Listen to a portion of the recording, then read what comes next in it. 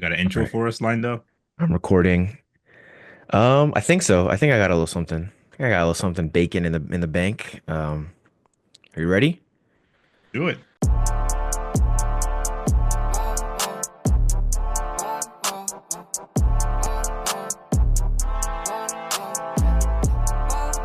Alrighty. Ladies and gentlemen, welcome back. Here we are, the PaperTrail podcast. Once again. Episode three, right? This is episode 3, season 2. Three. Oh We my gotta do, gosh. you gotta do our tagline.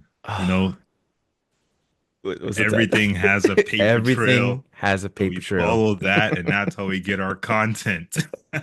I followed a very good paper trail this time. I got some really cool content, actually. Great content. Yeah, this episode is it's a really special episode, and I say that every single time. But trust me, this is a special episode. It is specifically for cybersecurity researchers. Mhm. So if you're a researcher out there and you're interested in cybersecurity related research, this is probably the episode you want to watch. We have two fantastic guests below me and also below Grant. We have Rohit and we have Soumik, who are two researchers. And I don't want to spoil anything, but Right. both of them are just fantastic Brilliant, brilliant people, and people. you will absolutely learn a lot. Um, with that, let's actually hear from them so we don't spoil anything about them. Let's start with Sumik here. Would you like to just introduce yourself and let us know who you are? Yeah. Hi everyone. My name is Soumik Chimurupati. I go by Soumik. I'm a high school junior at the Liberal Arts and Science Academy in Austin, Texas. Um, I mean, I guess a little bit about myself is, obviously I'm really into cybersecurity. I'm into this research aspect. Um, for when I'm doing stuff for fun, which, I gotta find time for that in high school. It's not that easy. But, I try to, just go outside, play soccer with my family. I play the violin, play piano as well, and also do taekwondo. So, I gotta manage all that plus cybersecurity, but, we're doing it. We're rocking it. So Well, he does it all. Maybe he Yeah, should make that's us a little intro on his piano and violin. That'd be really cool. that's an awesome intro from music to taekwondo. Like that's man, what a life. Jack of all That trades sounds there. really fun. Rohit, would you like to introduce yourself to the community out there? Yes, yes. So, hi, my name is Rohit. I'm an associate professor at Information Systems and Cybersecurity Department at UTSA, University of Texas at San Antonio. I got my PhD from University at Buffalo. I like to research and also teach cybersecurity. When it comes to, my research interest, it is, combining psychological theories, human decision making with machine learning for solving cybersecurity problems. That's a little bit about me. That's That's how I awesome. followed this paper trail, by the way. Professor Rohit is my professor. And he told me about this amazing, brilliant high school student, Soumik, and they were presenting up in Boston. And I was like, this is incredible. I have to have them on the pod, even if what they're going to talk about is a little bit above what I am comfortable with and know, but I had to share it. So, um, Pap, Yeah, absolutely. Absolutely. And from the introduction, you can just already tell that they're both just passionate in this field. And um, as Grant said, the topic might get a little complex, but rest assured, I think both Rohit and Sumik will make it easy for all of us to understand. I wanted to ask, so we know who you are now. We know there are two brilliant minds. The screens below us here. How did you two meet? Uh, Sumik, we'll go with you here. Would you like to explain that story? How did you meet Rohit, and how did that conversation kick off? yeah, for sure. So, I remember it was last year, I think, during kind of like winter break time, I was, going through a couple of research articles because I was trying to find something that, kind of interests me. I wanted something that actually excited me and actually challenged me. And so I found myself just, kind of endlessly scrolling through Google Scholar.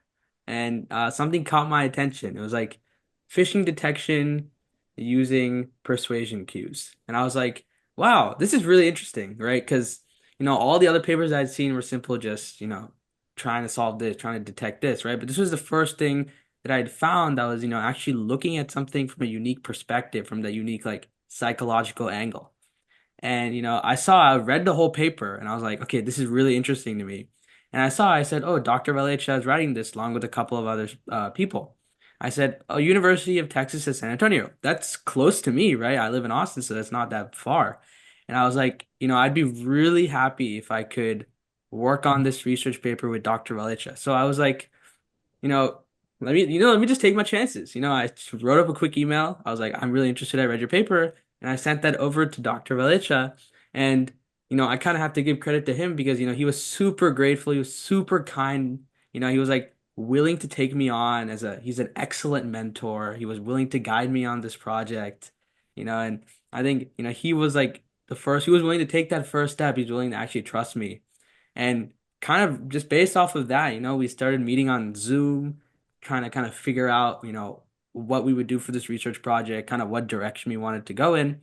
And, this is actually kind of funny, but we only met in person actually when we were going to present our research at a conference. So that was the first time that we'd actually seen each other in person. Otherwise, it just been on Zoom, in front of that black screen, I guess. But yeah.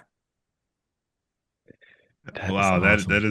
that is an amazing story. I will say, in remembering my high school days, and my time with Google Scholar and looking through those articles, if I had just had the mind to reach out to one of the people who were writing in the articles and connect, I think that would have probably been one of the best decisions I would have done. So you like really like props, Yeah. congrats to even Ahead of the having that game, way mind. ahead of And the game. right, for anyone out there now, high school, college, go ahead and do it. This is people who write papers. I'm now writing a paper myself. That's what we want. We want to be able to help the next generation.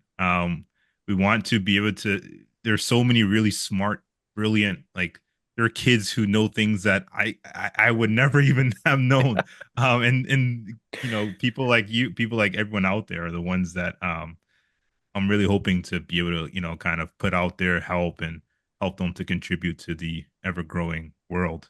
Absolutely. Um, Before we As a professor, transition, as a Professor Rohit, and I can just say from being in your class, you have that personality of just always wanting to help and expand on things. So I could definitely see this perfect matchup just happening in real time with you guys because that is incredible. Your passion when you teach, and then can only imagine how the sparks that were flying when you guys were on Zoom and talking about this kind of thing. Yeah, yeah, and in our case, Soumik has been the one, who has helped me quite a bit, because he came in, did a lot of research on his own. I just, guided him, look at that, look at this paper. He would, look at all sorts of literature and then educate me, right? I mean, so it has been actually, Soumik helping me out in Dang, research. that is awesome.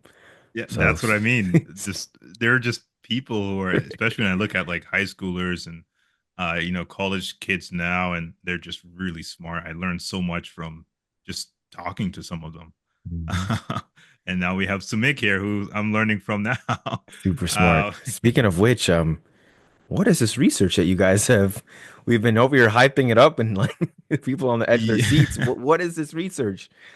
yeah. So we heard a little bit, right? So we heard that you were using cues Mhm. and using that for some kind of phishing based detection. But what is it? What have you identified? Let's start with we'll back up and say, how did you find that there was a potential issue? How did you uh navigate to finding a solution, which would be these cues? And we'd also love to see the results. Um, and of course, I'm asking these questions, but I know what's going to happen next. So for all the audience out there, we have a really good presentation for all of you guys. So we're going to run through the research that Sumik has been doing and just show you how amazing this research is, but also what we can do as humans. just with a little effort. So Mick, I'll pass the floor to you here to show us your research. All right, let's get Amazing into it. research. Oh gosh. Oh no. Class is in session. This is the exciting part. Oh man. So again, if you're watching, if you're listening, maybe, jump on and watch this part if you can. All right, so I guess the title kind of explains a little bit. We called it phishing email detection through amygdala hijack threats, right? So that's kind of a mouthful. Phishing email detection, amygdala hijack threats. These are two completely different things, right? And we're kind of establishing a correlation. So what are we actually doing here? And I think it's important to start kind of what Pap was saying. We got to start a little bit from the start. Like what's actually going on right now in the field, right? So I think we can kind of look at that a little bit here. And so what I saw, just looking at it is like phishing attacks are basically everywhere. There's so many different. I know I'll open my email and I'll find a spam email in there like every day at least one. And I'm not gonna lie, these attackers are getting smarter and smarter. Like I remember I would look at a message 5 years ago and I could so easily tell that it was a spam message because of all the spelling mistakes, all the grammar mistakes, so many things. But you look at it now and these look like legitimate emails. It's like getting so much harder and harder to actually tell whether something's legitimate or not. I know like I have to actually check and make sure it's from like an actual good email before I can trust it now. And that kind of just shows like what's really going on because there's some statistics that I was looking at that said like 70% of you know malicious files and links were just kept undetected in these phishing emails. And that's kind of relevant because a lot of these malware are being sent and propagated through just humans themselves. Humans are the ones that are sending these, and humans are the ones that are actually starting it and actually sending it. But, one of the main motivating factors for me was, as a student in high school, I'll go to my friends and I'll be talk to them. I'll just start talking about, cybersecurity, intrusion detection, malware, and they'll look at me like, "What are you talking about?" Right? And I think, another problem just coming from education is this lack of cyber awareness. Like, a lot of people just aren't aware of what's actually going on in the world. What are actually these threats? How do I actually counteract that? And 84% of people are willing to just take that phishing bait within 10 minutes or so. So it's really fast. And going back to that education, only 13% of these victims, or just 30% of people in general, are actually reporting these phishing emails and phishing attempts, right? So there's a dire need to actually improve the way that, we're detecting these phishing emails, but it's more than that. We're trying to find a way that, people can actually start to gain a bit of education and gain a bit of context regarding kind of what's going on in this scenario, right? And so that's kind of the motivating factor to kind of do this research. Um, but you might be thinking to yourself, given that, what are people doing right now? Right. I think that's kind of a big question right now because it's such a big issue, right? How are we doing anything different, I'd say. Um, so you can kind of, a big part of our research just in general as a cybersecurity researcher is kind of turning to literature and kind of seeing, what other people are doing. And so, we've reviewed a bunch of different literature, and what we found is that, many different researchers currently, right? I have a few papers from 2024, but a lot of current researchers, what they're doing is they're simply looking at, I guess you could call them structural characteristics. So, this would be like, oh, an attacker is sending lots of data in one message, that could be flagged as phishing. Or there's a really suspicious URL that's just kind of out there, that could be flagged as suspicious. So they're looking at a bunch of these things and a bunch of these things, and they're just trying to kind of detect these, whether it's phishing or not, simply based off of these characteristics. But I remember, I was kind of going on this in the beginning, but I saw an article recently that was kind of showing how, attackers are using tools like ChatGPT, or they're using machine learning to, kind of improve the way that they're forming these attacks. And so, simply just using techniques like natural language processing or, looking at these structural techniques isn't going to be enough anymore to actually detect these phishing emails accurately, especially in a more modern context. right? So that's where we're at. A lot of these researchers are trying to, apply machine learning and they're trying to detect whether it's phishing or not by simply looking at structural characteristics. But there's a bit of a gap that kind of comes with that, right? So, you know, what is that gap basically that kind of exists between, these methods are pretty good, but we can do better. And so, just kind of thinking about it, we can kind of understand that when we're looking at simple content-based features like URLs or simple text analysis through natural language processing, a lot of these models don't really focus on interpretability. So we don't know what's going on. We simply just run a model and we get whether it's phishing or not. We don't know why that's happening. We don't understand what's going on or what the underlying process is. And with tools like natural language processing for text analysis, there's a lot of limitations on how text is analyzed, like sentences, synonyms, all these grammatical components, right? There's limitations in kind of analyzing these for phishing detection. So, given all that, what have we done?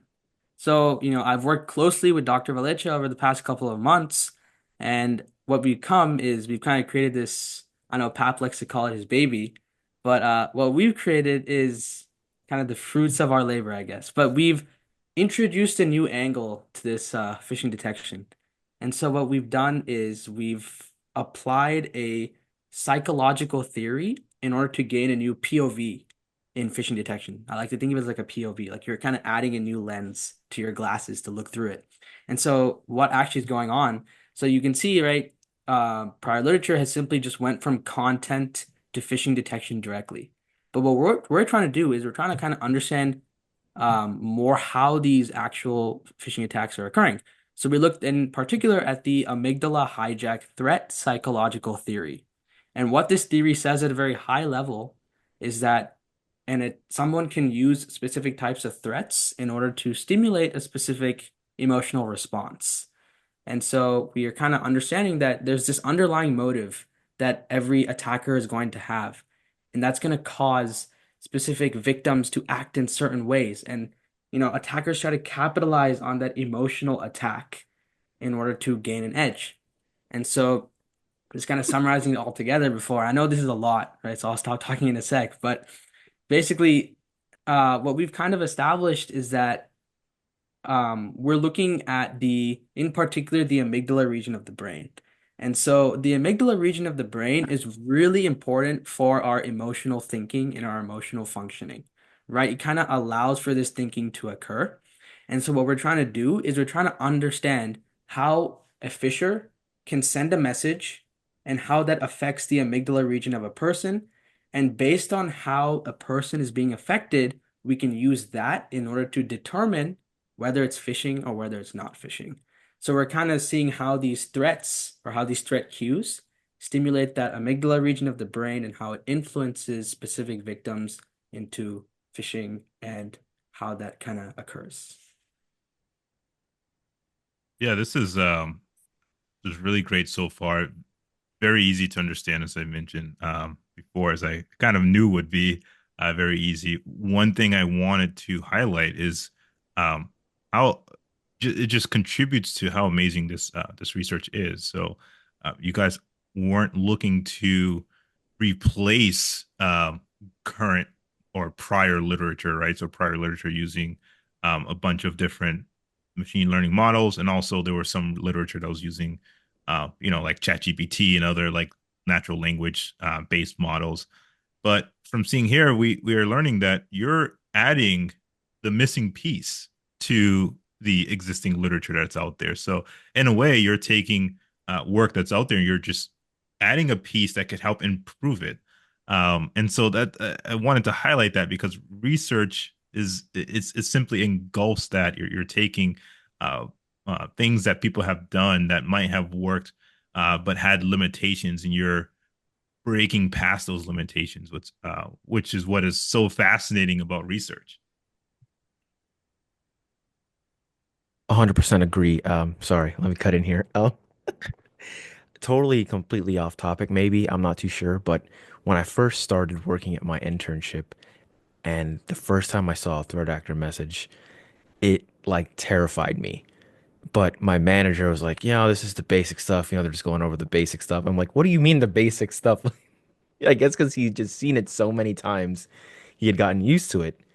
And I guess that kind of happened to me because I was doing research myself on comparing threat actor messages to see if maybe these threat actors had changed their name and become a new alias or whatever. And my girlfriend was looking over my shoulder. She's like, "Ooh, that's a scary message." I was like, "What do you mean? Like, this is just the standard stuff." And I guess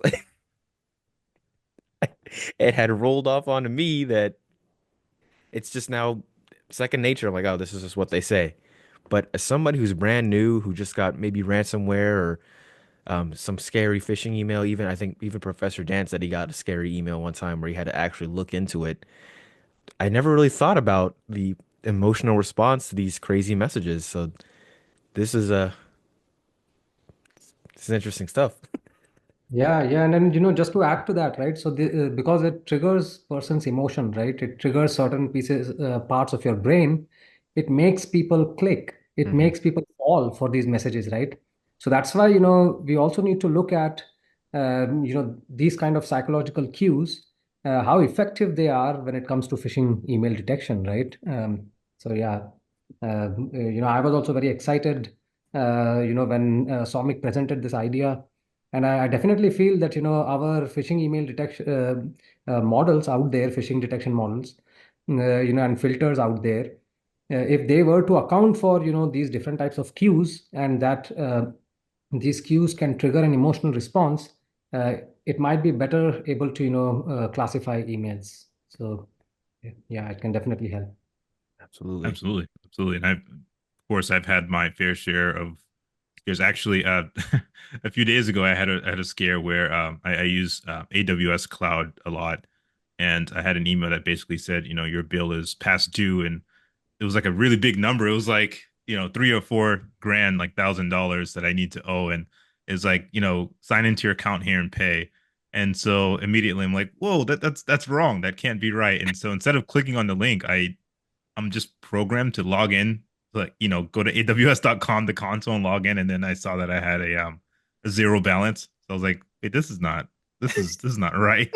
And so I saw that, yeah, but if I hadn't logged into the console itself, I absolutely would have fallen for that phishing email. It just triggered that scare, that scare section of my brain, which is part of the amygdala, which is something that by the way, something I just learned today. So it adds to the contribute to the things that I'm learning. But it is very true.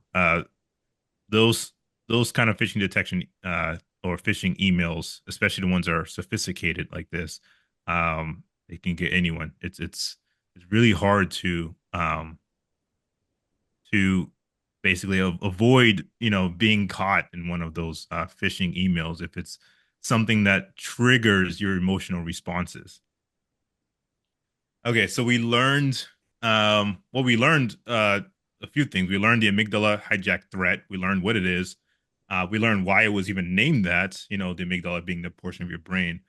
We learned how it closes the gap, or at least the approach to close the gap in phishing detection. So the idea that that goes in between, content and phishing detection, um, or I'll say just kind of like an insert there. Um, Now, the next question, I guess, would be, Samik, how did you do this? So we know that we know the gap is closed here, but what did you do to close it? Yeah, yeah. So yeah, we have to kind of actually add our contribution into the actual pipeline now, right? So Mhm. that'd be a pretty good thing to discuss. But I guess kind of going off that, so we have this concept of the amygdala hijack threat. And so actually prior literature has basically described that as being comprised of various different types of individual threats, right? And so we have these various individual threats that kind of make up this whole concept of the amygdala hijack threat. And so we chose to look at three of these threats in particular. And so we chose to analyze, for example, punishment threat, territory threat, and status threat, right? Because, we saw these threats to be very prevalent in our own data set, in our own corpus of phishing emails. And so basically, just I think it's, kind of self-explanatory the way it's set up. So, you could think of a punishment threat as a threat targeted towards the victim that makes them do some specific action because they have this threat that they're going to be punished, right? They have this they have to act very quickly because of the way the message is written. It's kind of like punishing them to do something. Now, I'll provide an example of these later on, but just kind of going overall. And then you have territory threat, which is similar to punishment. They're being threatened that their territory will be taken away. So, in the context of a phishing email, for example, this territory can refer to an account, a subscription, all your assets, basically your digital assets are being threatened by an attacker. And your final, which is the status threat, is this one is a little bit more, it's a little harder to understand, I think, because a fisher will really try to rely on a punishment threat and a territory threat primarily as their main means of threatening and kind of creating that fear. But a status threat is when a fisher sends a message and a victim experiences like a challenge to their, status or role. So, kind of given all three of these threats, it kind of goes back to, what we were talking about is when you see that threat, it kind of creates that like instantaneous fear in your brain, in your amygdala, and you just kind of have to, in that moment, you just feel like you have to respond, you have to do something about it, and it's done through these three threats. And so just emphasizing the amygdala hijack threat is this avenue for these attackers to kind of create that instantaneous fear.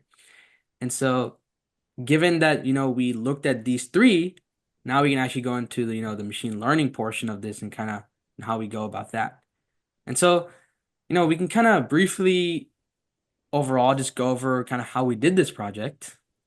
So first step is, we need to collect all 40,000 of our emails, right? So we ended up collecting phishing and legitimate emails from various sources. So Miller's Mile and Enron are corpuses that we use in order to collect our phishing data. And from there, we use this technique called the human coding technique. So, we have right now, at this point in the stage of our research, we would have a data set that simply has these phishing and legitimate emails and whether the email is phishing or not, right? So, given that, we don't actually have a place to show these amygdala hijack threats. So, what we have to do is we have to go in as researchers and we need to add in those new features that describe these threats correlating to these various emails. And so, how we did this is, we took a small subsample of those large 40,000, so around 127, and we took those and we performed a human coding exercise among a couple of students. What we did was we asked each student basically, looking at this email, do you think it has a punishment threat in it? Or do you think it has a territory threat in it, right? We did that for the three threats. And if the researcher, the student thought that it had a punishment threat, they would simply add a one or a zero, right? So it was a binary vector representation of whether the threat was present in an email, right? And we had to do this kind of round multiple times, because in a lot of us at the first place, we didn't actually agree on what constituted this punishment threat or what kind of made up this territory threat. And so, after we went through this process multiple times, we were able to get high agreement. So in research, there's this thing called a kappa value that kind of quantifies the sense of agreement, and we got a kappa value of 0.96, and that's very high agreement of these threats, right? So we were able to justify that we have for a small subsample. Now we have to go from the small subsample to this very large data set. And so this is where our first part of machine learning comes in. And what we do with this machine learning is we make a model at a very high level, right? I don't want to get too technical with this, but we make a model that can, given the small subsample of 100 or so emails, right? It'll look at that and it'll look at 40,000 more. And it'll be like, oh, given what I know about what this student put as a label, I think that this email has punishment threat, or I think that this email does not have status threat, right? And the model would make those decisions for the rest of our data set. And that's how we built our data set, right? So at this stage in the game, we have our emails, whether it's phishing or not, and all of the three punishment threat features for all of the emails, right? And from here's where our actual phishing detection starts to come in. So we use something called word to vec vectorization, which is just a way to quantify at a very high level, the words that are present in these phishing emails, right? And so using this vectorization technique, we're able to create features for both the presence and the absence of threat, right? So we're able to create a representation that has, oh, these are all of the words that are commonly used in an email that has punishment threat versus, oh, these are all the words that are used commonly in an email that does not include a punishment threat, right? So we're able to generate these kind of unique representations for these emails. And from that, we can use that to create our final models. So we can create our final phishing detection models using those representations of vectors to predict whether it's phishing or not, right? So basically, what we've done here is we've added in features, and then we use those new features to create a new final model that can detect whether a message is phishing or not. And we are incorporating that psychological theory into our final model in order to actually make that prediction. So that's at a very high level, right? So some of that might have gone over your head for sure, because it's a lot. But I'll just kind of subsequently break it down with examples, and it should start to make a lot more sense. So the first step, as I described, right, was this human coding step. We had to actually add these features in our data set. So how do we do that? So what we do is, we have this data set. We take 100, we actually individually look at each message. So we can take a look at two examples, right? So um, to the viewers, I guess this is your way to practice finding phishing emails, so you'll see it in your email. But so I don't want to make this like school, but we'll see. So in the first mail, right, you can see the attacker is saying, if you don't verify us within 24 hours, we'll delete your email account and all messages. Okay, so we're gonna lose everything, right? So that's a territory threat. Our territory, our email account, we're being threatened to lose it. It's also a punishment threat, right? Because we're being punished that if we don't do this, we're gonna lose something. So that's punishment threat, territory threat. That's kind of your most common email that attack that you're gonna see. The bottom is a little bit more, I would say, harder to kind of analyze, right? Because this is an example of a status threat. So I've highlighted the box here, but the attacker says, immediately upon receipt of this notification, so you must do it as soon as possible, because as of this morning, 20% of the employees have already done it. So what are they doing here? They're basically trying to alienate you from the rest of your community. And they're trying to say, your community's already done this. They're one step ahead of you. What are you doing? You got to do it too. You got to do it ASAP as soon as possible. And so they're basically ostracizing you and making you feel less important so that you'll feel like, oh no, I need to be like the other people. And then you'll also be, convinced to do it. Right. So that's an example of a status threat. It's a little bit harder. It's maybe not as direct. It's a little bit more indirect, but attackers will use these techniques. And so this is what went through my mind and what went through the other students' minds who were doing this exercise. We would look at a message and we'd be like, oh, this line makes me think that it has punishment threat, or this line makes me think that it doesn't, right? And we do that for, via the 127 emails or so. And we did that for 2 rounds in this case, increasing our agreement from 0.74 to 0.96, right? So we were able to get really high agreements. And then from here, we were satisfied with where we were at. We were like, pretty solid progress, we actually kind of understand these phishing emails. From here, we can make that machine learning model to predict for the rest of the 40,000, so we can complete our data set. And then we got to go into our actual, representation of these words, right? So, to make this easy to understand, there's a lot of underlying math behind this process, right? You're taking text and representing it as numbers. But, just to kind of make it easy, what we found was, specific threats, right? These specific threats have specific words that are often associated with them. So, for example, a territory threat, you would often find when it was present, you would often find words like account, service, restricted, right? So we would, take these words for all of these threats and we would make this, representation, right? And once we have that representation of our words for each of the threats, we could use that to make our final machine learning models that would predict if it was phishing or not.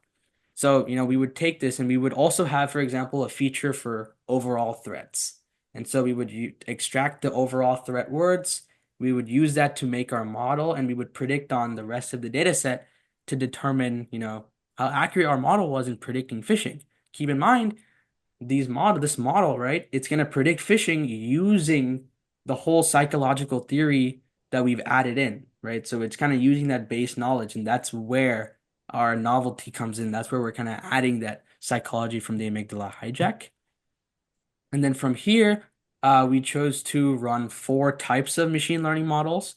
We chose to run a naive Bayes, logistic regression, random forest, and support vector machine in order to gauge our accuracy in the phishing detection problem. So Like I first, said, I want to above say my head. so first I want to say thanks for breaking this down for us to visually see the process. Now, for the community out there, when we're dealing with things like word to vector, as Sumik mentioned, these words are basically just converted. They're encoded into numbers. But for the sake of simplicity, I love how Sumik, I love how you kept them as words so us viewers can understand the process as you were talking through it. Um, especially with things like human encoding from the previous slide. Right, that word just sounds really technical and hard to understand. But you explain that no, we took emails and we took a small sample of students and we share these emails with the students and we let the students evaluate what kind of threat this would be based on the types of threats that you have shared, and you've learned that you got a high that agreement, right? So the students have pretty much agreed that this is a specific type of threat based on the email that you gave. Um, having that explanation and then walking through it really helps with understanding. Okay, this is something that is doable. I understand how you got here. Um, One of the big things with research is you need to get somewhere, you just don't know how to get there, and so seeing your process is really what is helpful.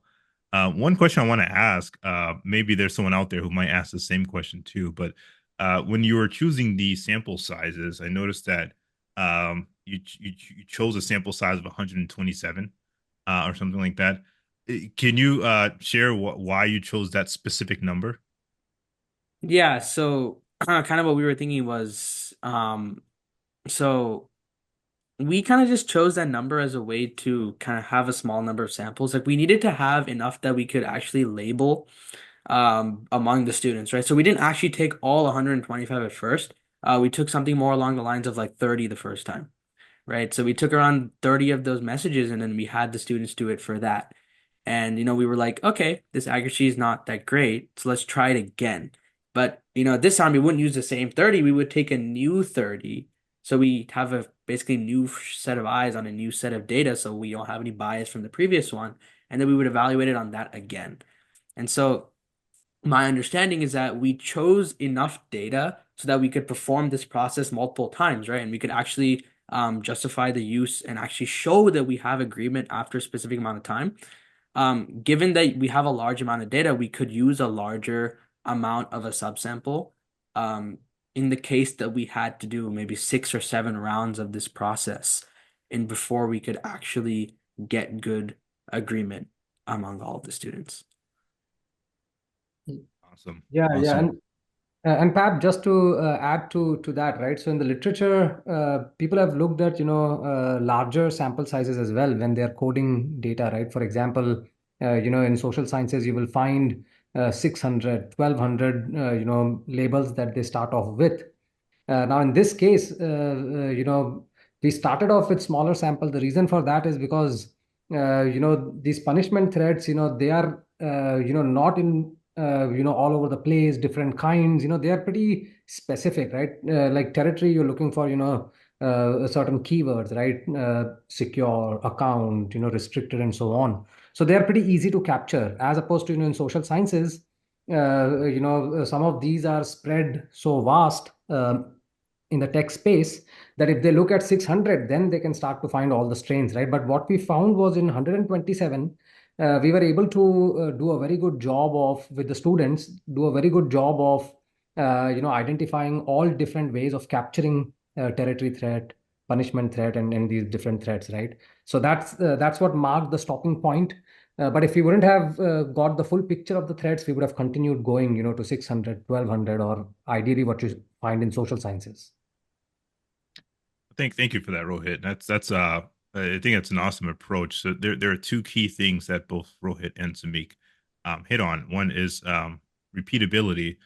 For research, it needs to be repeatable, and as you heard from their story, they just kept repeating. But then the other part of that is the trial and error phase, right? So starting off with a smaller sample, that 30 email sample, and seeing that the results were a little skewed, and them having to repeat but slightly increase the number until they got a sample size that seemed to work, even if repeated.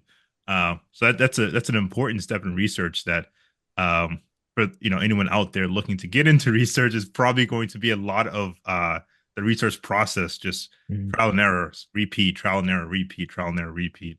So thank you for answering that question and how you got that magical number of 127. Incredible. Um, Soumik, the way Met, you've you are just taken muted. over this, I am? Double muted here. Oh my goodness. I'm still muted? Still muted. Oh my Yeah, gosh. I I'm able can, to hear yeah, you. I can Ram. hear as well. Oh, you can hear me? Okay, it's just Is you, your Pat. mic muted? I think Pat might be muted. Let me Am I message him. muted? Yes. Oh, well, there you go. That's me. That's my That's on you. that's it. Okay, good. I just wanted to say, Soumik, the way you've just taken over this podcast and explained it so well is incredible. Because me as a high school student, I was a geek, and I'm able to follow this, and it's incredible. So I'm gonna let you keep going. You're doing a great job. All right, given where we are now, right, I guess the next logical step would actually be to show, how successful was our model, right? We gotta actually gauge that, we gotta actually answer that question, right? So, given all of these, right, we can kind of start to actually find and figure what the results are going to be. So this is a lot of numbers, right? The last slide had a lot of words. This slide has a lot of numbers. So let's break it down. So, we kind of have, you could say, three different experiments kind of listed out here. And so we were kind of trying to analyze a couple of different things here. So in our first set of models, right? So in our first label, we can kind of understand that, accuracies weren't the best. This was our baseline model. And so we tried to train the model that didn't have any of these threat cues, right? So what does that mean? Basically, these word vector representations, right? These word vectors had absolutely nothing that was related to threat cues. And we wanted to see if we could build a model that has nothing regarding threat cues in it. How well would it perform on our phishing email detection dataset? And so we were getting accuracies around, 86, 81. Highest accuracy was around 92.57% for the models that had absolutely no threat features at all in them. F scores were really similar to the accuracies, around 84.86, 92.9%, right? So that's kind of where we were at there. And then we wanted to compare that to what happens if we actually create a model now that has features from both threats and no threats, right? So this time we were actually trying to see if we were to add features that included these new threats, kind of what would our results be? And we found higher results, right? So we were getting accuracies of up to 93.89%. We found F-score differences of around 1% this time, though, right? And we were able to see that our results are significant, statistically significant, from our t-tests and p-tests. So now we've established one thing, one main conclusion or result, which is the fact that, when we create these models that actually incorporate these threat words, so when we actually add in our psychology, you can see that accuracy seems to improve. But, you might be asking yourself as an audience member, well, F-score only seemed to have improved by, 1%, right? So what does that actually mean? So we ran one further result and we checked, if we were to run now this model that has these threat keywords in them on only threat emails, right? What would our accuracy be? So in our previous experiment, we only ran the model with threat features on everything. This time we're running the model with threat features only on the models that have threats. And you can see, we get super high accuracies. We get very high accuracies of up to 96.11%. We can see very high F-score increases of around 6.46% in comparison to the baseline model. So what this shows us, kind of just looking at a very high level, is that thing one is that when we kind of create these models that actually incorporate this new psychological theory, our models perform much better than when we don't include this psychological theory. And when we run these models on specifically threat emails, we get even larger increases in accuracy, which solidify the fact that adding this psychological theory and adding this amygdala hijack theory significantly improved our results for phishing detection. So it actually shows a lot of promise in our phishing detection as well. But we didn't stop there. Research, there's never going to be like an ending point. There's always a little more that we can do. And one of the things that we saw was we wanted to give a little bit more of a modern spin to this problem. And so what we did was, we were looking, Dr. Valecha showed me this paper on how these researchers were using ChatGPT 4.0 Mini in order to do the same thing that we had done, right? To detect if an email is phishing or not.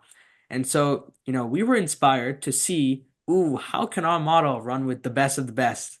People always using ChatGPT, how can we be better than that? Or, we'll see how it goes. And so what we did was we followed the exact same steps from the paper that outlined CyberGPT, and we provided it our data set and we asked it to do the same thing, label whether it's phishing or not. And then we compared it with our own models. And here's what we see. So CyberGPT gets around 92.96%, right? And in comparison to our model on everything, which is 93.89%, there is an increase in accuracy, but there's a huge increase in F-score, right? We're going from around 55% to 93.91%. And so what this tells us is that, when we think about this problem in a really modern context, so we try to understand how generative pre-transformer models, which are really big, large language models, are analyzing these phishing emails, they're doing a good job. But our own models that are interpretable because they have this psychological theory are performing even better, right? So we need to, prioritize this psychological aspect because not only will it help us understand everything, but it'll also just improve accuracies in general, right? So, those are the results that we found from this research. That is incredible. Oh my gosh. Professor Yeah. Rohit, do you want to jump in here? Yeah. So actually, when we see the results, right, it seems there is just one slide, maybe one or two experiments, right? But I'll tell you, Soumik has ran more than 2,000 models, and he's got several more results, right? So he's looked at, individual threat queues as well, right? Punishment threat, status threat, and so on. He's got results comparing with, baselines for individual threats as well, not just overall, right? But for the purposes of the podcast, we've kind of, broken it down into easy to digest bites. But yeah, Yes. Comic has ran thousands of model and has seen similar patterns where if the emails have threat queues and if the phishing filters look for them, right, that's where the interpretability comes in, right? So these phishing filters are looking for these threat queues. They seem to perform comparatively better than those models that do not look at any of these psychological cues or markers. Absolutely. And I am back, by the way. Oh, hey. My apologize. I had some technical difficulties. My headphones, the driver crashed.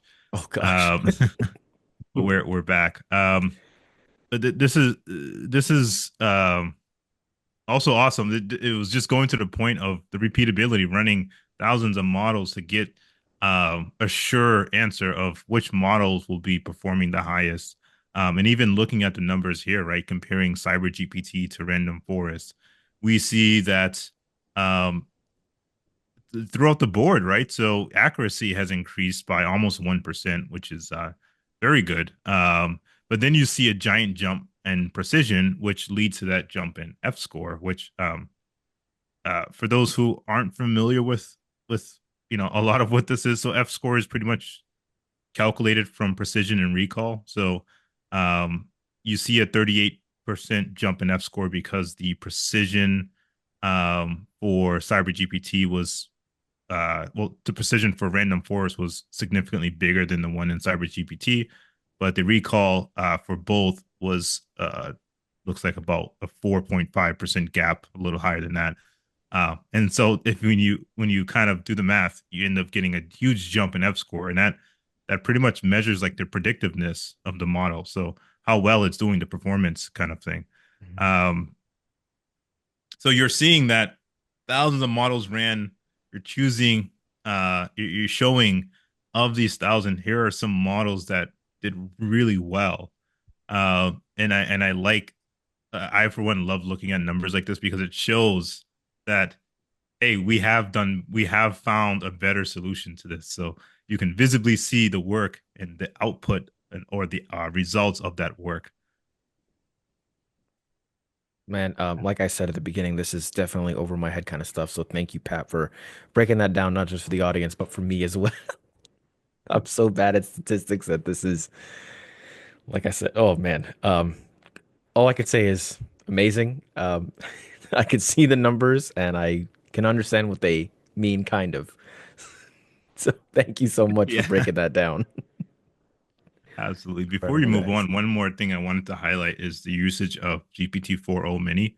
Um, GPT-4o is technically still a rather newer model, so including that in the paper was really cool to see, and that you've used the same prompts in one of the most recent models. So it's cool to see, but it also it is cool to see that uh, we were able to even score better than some of these recent models. So. Incredible. What was next, Pat? What was next on the list? Is that the conclusion? This is the conclusion of the slides. Wow. Absolutely. Sorry, this is just me jumping in. So, yeah. So one of the questions I wanted to ask is this is amazing research. The research mind of mine, and I know there are researchers out there now who will be watching this and have the same question that I want to ask now is this is great, but what if we can do more? What would more look like? Mhm. So the question would be, Sumik, maybe for you here, how could we, as researchers, how can we add to your research? Yeah, so I think that's actually I got like a few more slides actually. I think I just remembered. But basically, Oh, keep on then. this is just a quick summary. I think this kind of does and it does a good job in answering that question. Like, what have we done? Like, what have we done in the study? Just kind of overall. We've created this explainable ML model. A lot of these machine learning models are black box models. What that means is we don't really know the underlying process. We don't really know what's going on. But with our choice of using the psychological theory, we can actually start to unpack what's going on. We can actually understand what's going on behind the scenes and these underlying processes. And by actually making these computer measurable features for these amygdala hijack threat and associating, we're the first paper to actually associate the investigation between the amygdala and phishing detection, we can finally understand that, like I said, we can put on a new pair of glasses, understand that POV, psychological POV of attackers and victims in the study. So that's what we've done. But what can we do further, right? That's actually a really good thing in research, adding on to previous studies and improving it. And so, I think one of the future refinements that I'll briefly talk about, I'll let Dr. Valecha do it because I know he has a really good explanation for this. But for future refinements, what I found through additional research in social psychology research was that, our perception of specific threats is based off of a lot of things. And in this paper, we made a bit of a generalization in how people kind of perceive these threats. But, culture, region, demographics, regional differences, these are all key things that could play a role in how an individual perceives a threat and even in how an attacker makes a threat. So, kind of understanding this as a limitation can actually help us with future refinements. So we can kind of analyze, we can make maybe an ML model that actually incorporates all of this sense of culture and region to actually understand better amygdala hijack threats and phishing detection. I'll let Dr. Velicha go forward. Yeah, some other things also could be, these phishers, right? When they craft their phishing emails, right, they are targeting certain domains. For example, you'll have phishing emails related to e-commerce, right? Phishing emails related to finance, phishing emails like, for example, as you said, right, it could be an account, right? If it is a cloud account, it is overdue for charges and so on, right? So they target different sectors, right, of a person's account, of their digital makeup, right?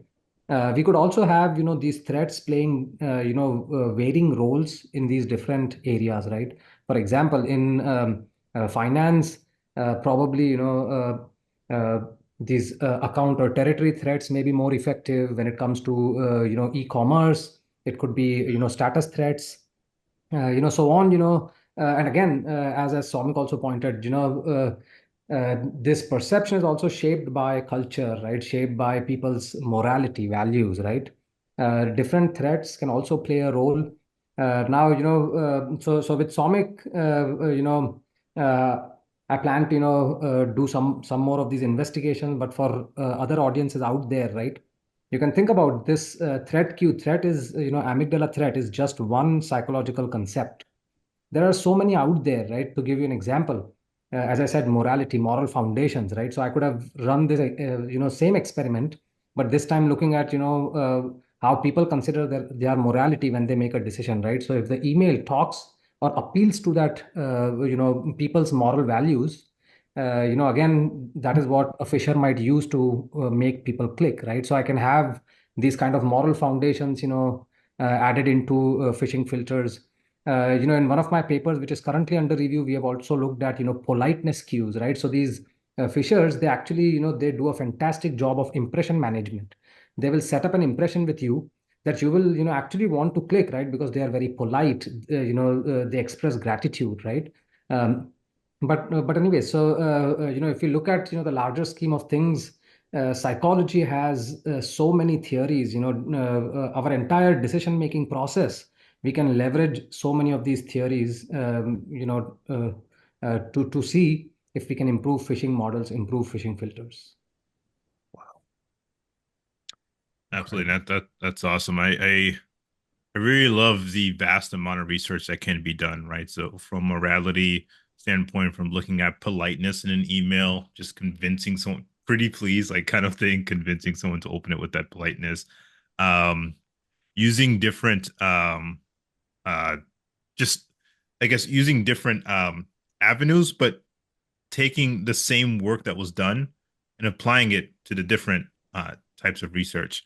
Um, I like how this kind of is I guess flexible in this way because it helps for anyone looking to further this kind of research. You almost already have a foundation.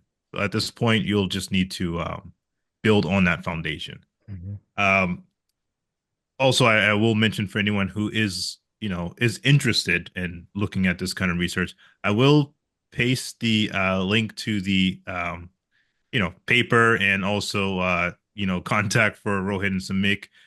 Feel free to reach out if you would like to contribute. We'll put it in the description for you to yeah, feel free to just Check take that a out. look at and if you're interested. And both are really great people. I'm sure they'll be really happy to be able to connect and be able to kind of work with you on that kind of further research. Um, Absolutely. I wanted to ask a question. Now, this is kind of for both of you, but it's going to be catered differently. So, Samik, the question for you is basically what's next? So you have this research now. What is next for you in the research world? And for Rohit, it's a little bit of what's next, but I'd like to know what are some other things that you are also working on in addition to this kind of research. So we'll start with you, Samik. What is next in your journey in this research field? Yeah. So, I've done this paper and I kind of, have a deeper insight now, I would say, into how psychology is being applied in the field of cybersecurity. So I'm going to 100% continue working with Dr. Velicha. We're already collaborating on, the next ideas, maybe for next papers and things like that. So I'm definitely going to keep working in the phishing field as well. But, I'm, totally interested as well and open to, kind of applying this sense of psychology in different domains in cybersecurity as well, right? Maybe I remember we were talking before the podcast, but, you know, psychology could have a play in for it could play a role in, for example, penetration testing or maybe, different types of cyber attacks in general. And so kind of analyzing from that standpoint as well, and kind of incorporating this new kind of knowledge of, sociology, so like regional demographics and culture, and how that kind of impacts everything at a larger scale, and kind of understanding how these institutions respond to that, how individuals respond to that. So, kind of looking more into that would be totally interesting in the research field. And, basically anything that I can do to, get my hands dirty with some cybersecurity and psychology. But Wow, excellent. Yeah, absolutely. Psychology, when we're when I think of cybersecurity, psychology is something that doesn't come to mind. But as I listen to the research, it is very relevant for a lot of cybersecurity. So it'd be really cool to see the research out there on that. And over the years, I'm looking forward to reading some of your papers to make as you continue to explore those options. Absolutely. Rohit, Pass that over. I want to cater the question for you because I know next steps for you is there's a lot of next steps. So I guess I'd like to ask, would you like to share with the community on a lot of the things you've been working on, and some of the things that you're planning to work on if you've already have identified that? Yeah, yeah. So, so in this same, line of research, I'm, psychology and phishing email detection. I'm working with around 8 or 10 people, in different areas. You saw one with Soumik, on amygdala threats, right?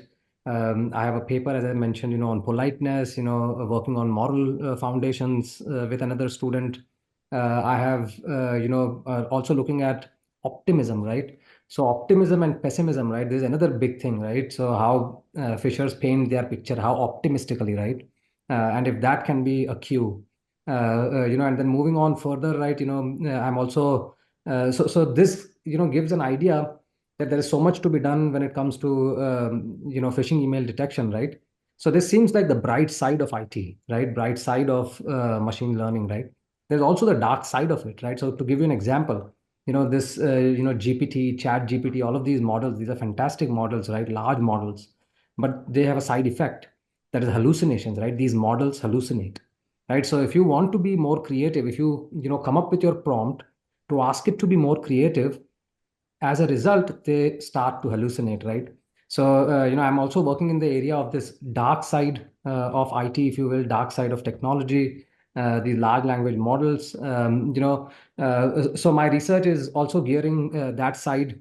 And just to give you an idea, these GPT models, right? At the onset, they have revolutionized the world, right? So let me give you an example.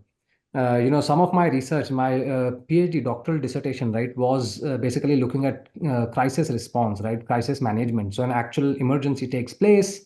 Can technology help save lives there? Now, Chat GPT has fantastic applications for saving lives. So I'm also looking at research with several other faculty from Baylor, my other colleagues at UTSA, where we are looking at if Chat GPT can do a task of experts such as registered nurses. Can they do a task of crowd volunteers, right? When can I substitute GPT? When can I complement GPT, right? When it comes to these different human tasks. But yeah, that's a quick direction of where I'm headed, both investigating the dark side, the bright side, and also how it can be more impactful for people out there. Wow, That's that's so cool. That's so cool. Uh, Go ahead, so Pat. yeah, no, I was gonna say, so it is really cool. You, I'm happy you brought up the term hallucination for AI. That is the one of the single things that still to this day makes me weary of AI.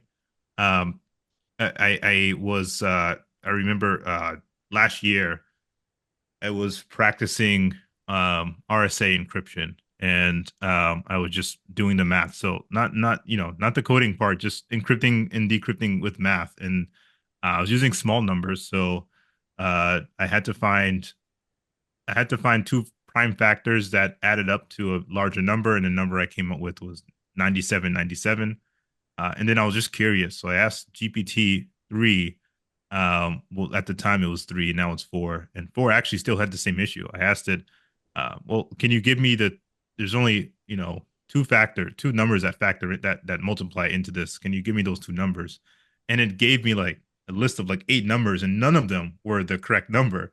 That's hallucination when it gives you the wrong number and it gives it to you confidently. So it's hard to detect. Well, is this right or is this wrong? And when we're dealing with things like healthcare, which is a really important field to go into, you don't have room for hallucination because hallucination is, that's a human life that we're dealing with. So uh, I'm really, well, one, happy you brought that up, but also I'm really curious to see what you learn and what you are able to share with the world, Rohit. And I'm Absolutely. actually, yeah, I'm actually interested to read the paper myself whenever the research is published and done. That sounds like a really insightful paper. I'll be very happy to share. Thank you. Thank you. Awesome, awesome. So, Samik, if you want to like stop sharing your screen so we Yeah. can kind of see you guys bigger, and I want to go back because we kind of worked backwards because I was kind of really excited to get into this, and I know maybe the audience was too. But I want to ask you, Samik, why cybersecurity? You do all these great things. You play piano, you do karate, you taekwondo, you fight, you kick ass. You're a cool guy. Why cybersecurity specifically? Yeah, so I guess you could say it started in middle school for me. There's this competition called Cyber Patriot, and it's basically where a bunch of high schoolers come together. So I have a team with five other students, and what we do in this competition is we basically try to make systems more secure. And so at a very high level, we get like different virtual machines. So we get like a Windows operating system, a Linux operating system, Windows Server operating system, Debian, for example. And we have to basically make the image more secure. So we have to add these security settings. We got to answer forensics questions, right? And so, that part was pretty good for me, and I kind of like that part. But there's one more part of this competition, and it's called the Cisco Networking Challenge. So what we have to do in this is we have to, secure simulated networks on a software called PacketTracer. And so, we basically have to make these networks more secure. We have to figure out what these settings are, right? So that competition as a whole, I remember I kind of looked at this competition. I was like, this looks pretty interesting. And I picked up the Cisco Networking Challenge. And that basically, I would say, was kind of the start of everything for me in middle school, where I started to kind of understand, wow, this is really cool. Cybersecurity is really cool. And I kind of like to say the term, I kind of developed this networking mindset where I was kind of making the connections between operating systems, servers, routers, security. I kind of started to understand that mindset a little bit. And then it started to click, like everything basically in this world comes from these routers, from these networks. Everything is all connected. And, it started to just kind of make a lot of sense for me that I want to do something to help the world. And if it all comes down to a network that helps people stay connected, then I want to make those networks secure and I want to kind of keep everyone happy, basically. So that's how I settled on cybersecurity.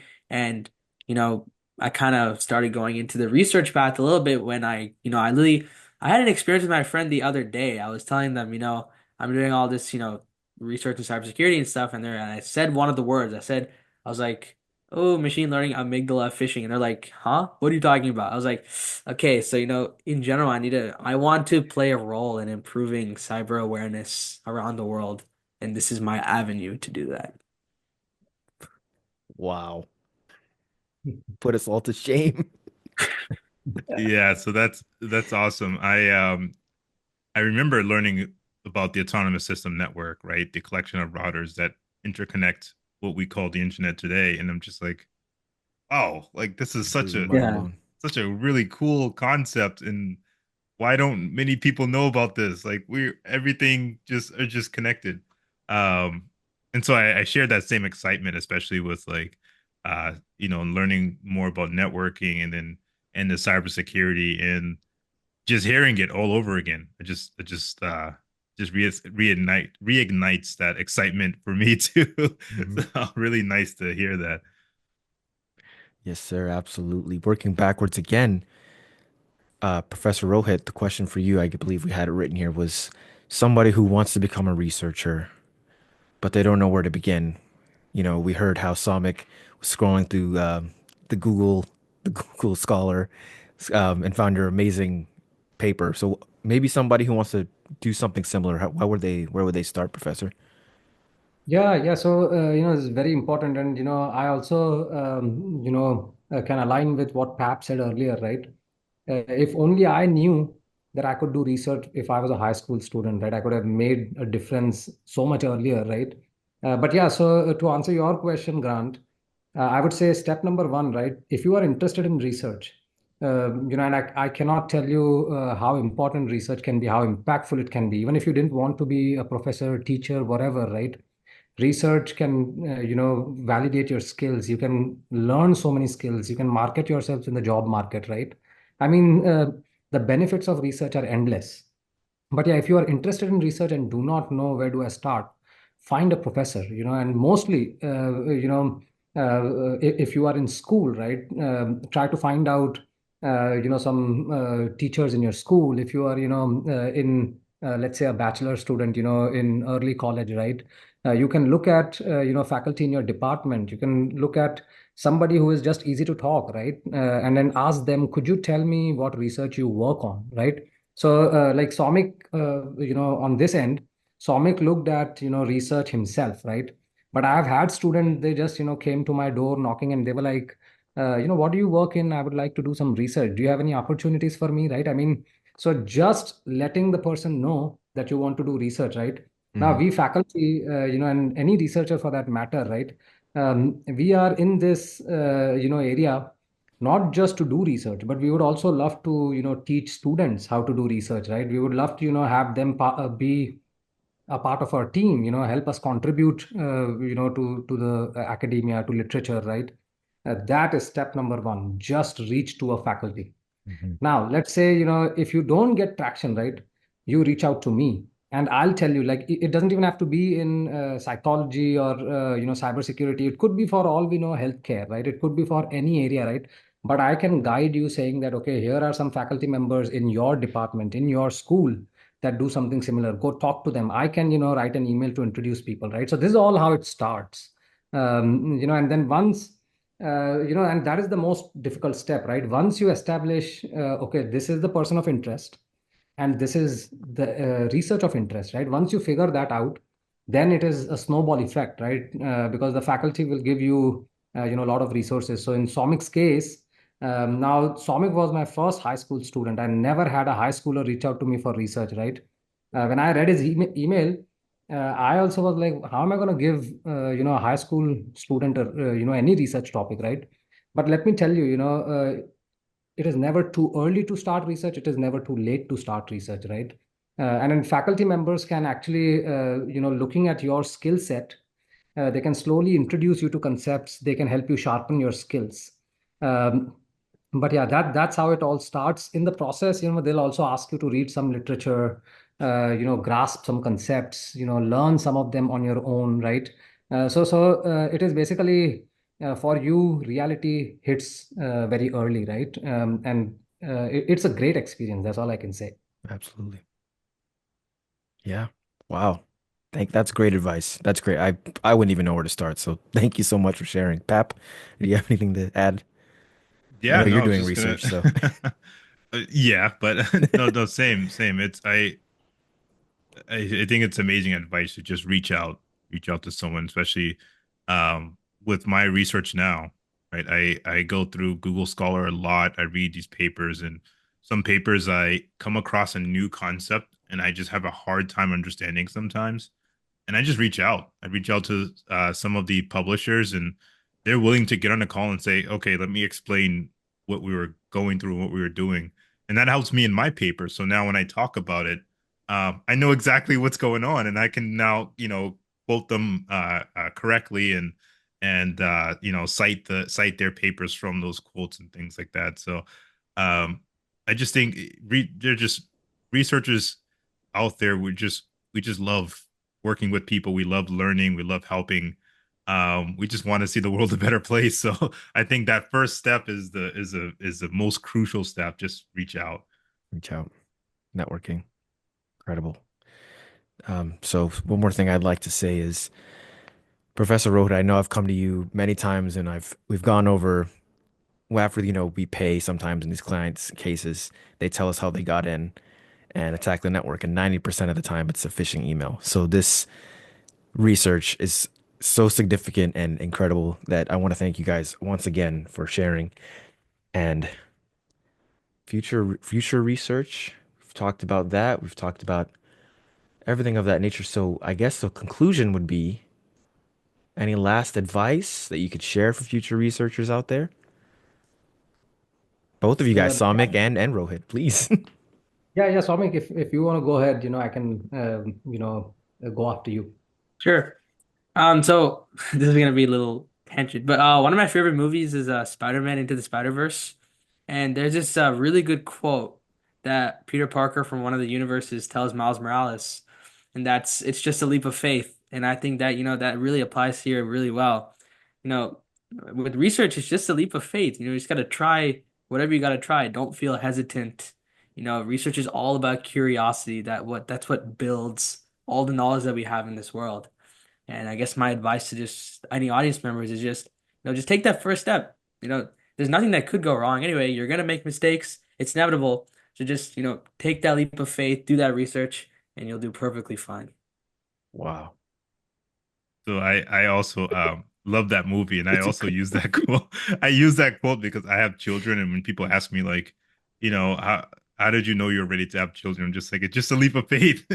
And the Spider-Man, when he said it, Yeah. he's like holding his child. So I like think of that moment. Oh my gosh. Professor Rohit.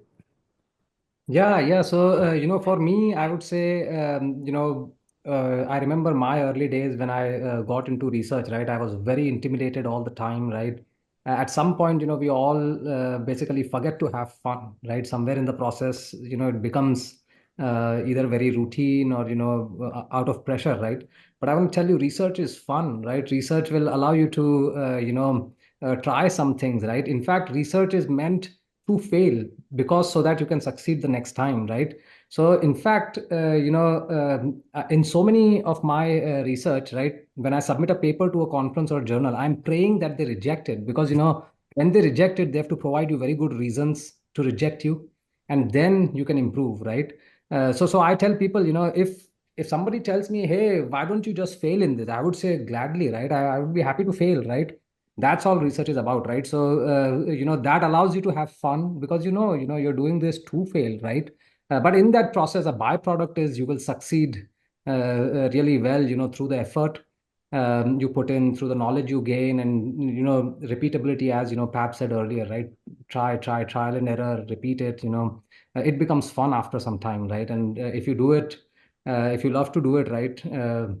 There are endless possibilities. You can do great things, and there are so many problems out there that need solving, right? It can also do wonders to your career. So Swamik, I remember when we went to Boston, right? You know, people, some of them even had conversations with Swamik. Hey, when are you coming into the college, right? um, so it can be great for your academic career. It can be great for your job, endless. So don't hesitate, don't worry about failing. Just keep that fun in your mind, and then just go ahead with it, right? As Somik said, take a leap of faith. Wow. Yeah. Incredible advice. Thank you guys. This, this has been a first of its kind for the podcast. We've never had two guests at the same time and sharing their screen to give their presentation. Like, this was a first for everything we've done. And I had a great time. I thought it was great. Again, like I said, some of it went over my head, but thank you so much for sharing. Yeah. Yeah, I think this was I actually I like the style Hmm. this episode. I think I'm more on board with doing some styles like this where we can have people share what they've been doing and even though some it might go over the head for some, they still might be interested. So as Rohit and Sumik once started, they started with not knowing anything about what they wanted to research, and then they're like now getting into it and teaching us what they've learned through the process. I'm sure there are people out there who are like, I don't understand what's happening, but this is interesting. I want to get into this, Mhm. and that's where it starts. Wow, man. Thank you guys so much for jumping on. I know it was kind of last minute kind of thing, and still kind of new to this having professors on. So it's really cool to have Yeah. you guys on, man. Yeah, Thank y'all and so then much. Grant Cap, I want to say thank you. You all have put together a great podcast. I've seen several of the episodes. Once, Grant shared with me, and I was like, let me check out this, Paper Trail podcast. There are so many that are out there. I liked this season two, right? So I was very happy to even see that. Wow, you all have done first season, now the second season, and I feel very happy. Also feel honored to be a part of this. Thank you for the invitation. Yeah, Thank you. absolutely. We're both really honored to just have both of you guys. This podcast is I'm sure you've seen the episodes, but we're just really hoping to show the world the talent out there and also help those who are looking to be a part of that talent. Um, and what we have, especially season two, we have just seen season one, two, we have seen so many amazing and talented people on here. We're just honored that people are just like you guys willing to get Just on, jump on. share your you know your thoughts, what you've been working on, and also just give us some of your time. Yeah, I've Absolutely. got to say, thank you to both of you as well. This is an excellent opportunity, and just the things that you guys are doing, spreading cybersecurity, spreading this awareness around the world. It's awesome. You guys are killing it. So, keep going, and I'm honored to be here. Thank you so much for the opportunity. Soumik, you have such a bright future. I'm so excited to see what comes of it. I Thank can't wait. you. It's going to be incredible. Watch. Absolutely. You I got to want log to. on. Yeah, I have some of the I think from before when we talked before, I have like a link with some of the papers that you have Rohit and Sumik. I saw the document. I'm just looking forward to just reading a lot of the research that you guys have, and don't be surprised if I'm interested myself in one of the papers that come out in the future. So, but Wow. yeah, absolutely. If you want to contribute to this episode, feel free to put anything down in the comments, questions, add anything that you want to add. We're gonna put Samik's and Rohit's contact in the description. So if you want to reach out to them personally and just connect and maybe work on something with them, feel free to do so. I'm sure they'd be really happy to see that. And with that, do we have any final words, Grant? Soumik, are you on LinkedIn? Ooh, not on LinkedIn yet, Not but on I LinkedIn will be yet. soon. Uh-oh. Build that profile. Well, yeah, that's so yeah, absolutely. That's I'm solid. I think that was a good episode. So All right. season two With is looking that, great. we're out. Paper Trail podcast out. See you guys in the next one. Take care.